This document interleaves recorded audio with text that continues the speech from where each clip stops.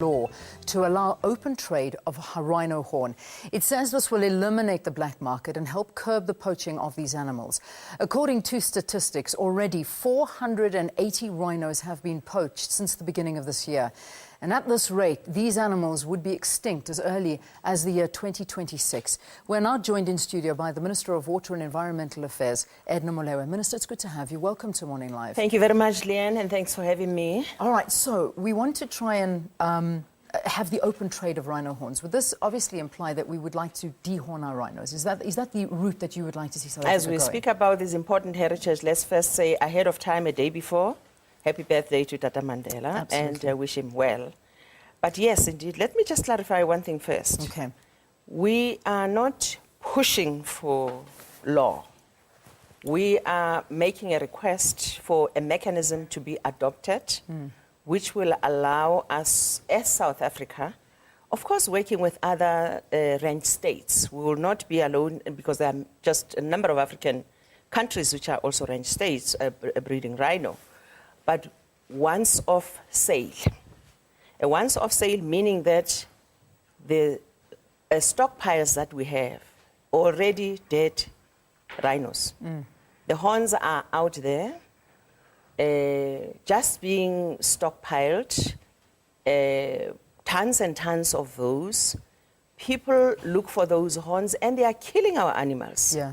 So we're really thinking that as we're easing off and trying to really battle around this whole issue, because it's actually right now difficult to convince them immediately and quickly, Leanne, that this thing that you think this rhino horn does to you doesn't really quite happen. Yeah. It's going to take time to do that. So at least for now, this black market is somehow resurfaced. We must know who they are, who will buy, because once we say once off sale, we'll know who will buy, who's the market out there, and therefore be able to deal with that market. We've already signed agreements with other people where we think that this is actually where the demand comes from, to say, let's work with you in those countries, so that we work with authorities in those countries to actually deal with this very, very serious problem. Why are we doing that, Leanne? This could be an issue like what countries being accused for, energy, electricity. Yeah. We are sitting here knowing very well that by 2026, we're nearing extinction of this important asset of our country and heritage of our country. And therefore, we're making all plans. I'm saying, even as we do this once-off sale, there's no thinking about abandoning any of the measures that we are currently applying.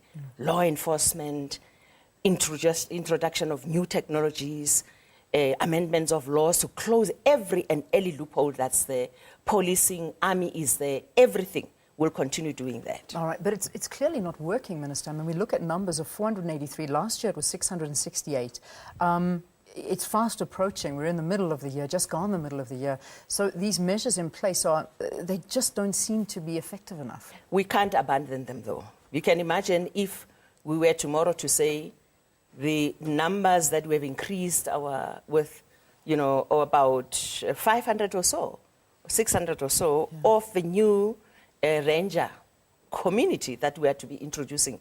We've already started with some, increasing that, pumping more money for them to walk around in that big Kruger National Park and all over throughout the country. If we didn't have a South African National Defence Force at the border between us and Mozambique, what could have happened? Probably would be sitting on over 1,000. Yeah. So I'm saying those measures are, we believe, somehow also helping even now. But yes, we don't think that we should do the same thing every day. There must be a thinking, and this is why we're thinking, and we really put this matter at the world arena, at CITES, and said, we need to think together. Because we're actually conserving over 90% of the rhino population of the African continent, and over 73% of the population of rhino of the world. If it gets extinct, that rhino gets extinct, on our watch, it means the whole world will not have that. And therefore, we have actually conducted a study, a very huge investigation for a whole year long through our rhino issue manager last year. Yeah. Looking at solutions. This is not the trade, is not the only proposed solutions. There's also dehorning proposed. Yeah, let's but talk we about said that let's not do dehorning. We'll come to that part. Yeah. But there are other issues that we spoke about in the Rhino Issue Manager report, by the way, which will be discussed on the 24th in the meeting of a country where we're meeting many other stakeholders. So we said also, amongst others, we should look at multiplying and breeding rhino, talking to other ranch states, getting more farms, particularly for the communities that have never even got into this kind of operation. Yeah. Because it is on its own a tourist market, what can be used in a tourist market. So let's grow the ranch states. Let's grow the range in our country and outside our country, on the African continent. That's what some of the issues are being spoken about. Let's actually have a fund. That's one of the things that I said, to actually manage this whole growth and as well as fighting rhino poaching. So there are several measures that are proposed in the RIM report. Amongst them is what you wanted us to talk about, Yeah. which you'll raise, obviously. Yeah. Is the dehorning issue, and we're running out of time. I'm looking at my floor manager here now. So, but just very quickly, dehorning, is it on the cards? Is it something that could possibly be done? Leanne, dehorning is happening right now, as we speak. Yeah. There are people who are in operations who are actually dehorning their rhinos. Yeah. But we actually had a separate study that was conducted. Dehorning is a possibility, but we say it's not quite a prohibiting measure Yeah. for those who want to steal rhino. Because when they pounce at night, they don't start by looking at the horn and say, Yeah. does it have a horn? Or so they just kill an animal. And then later find out that it can be done also in smaller populations. But we are also out doing study about the possible behavioral change, because that could actually happen. We're doing that scientific study right now, whether even that is actually a way to go. Okay. Minister, I'm going to ask you to invite us to an outside broadcast where we focus in on this for the whole broadcast, I think.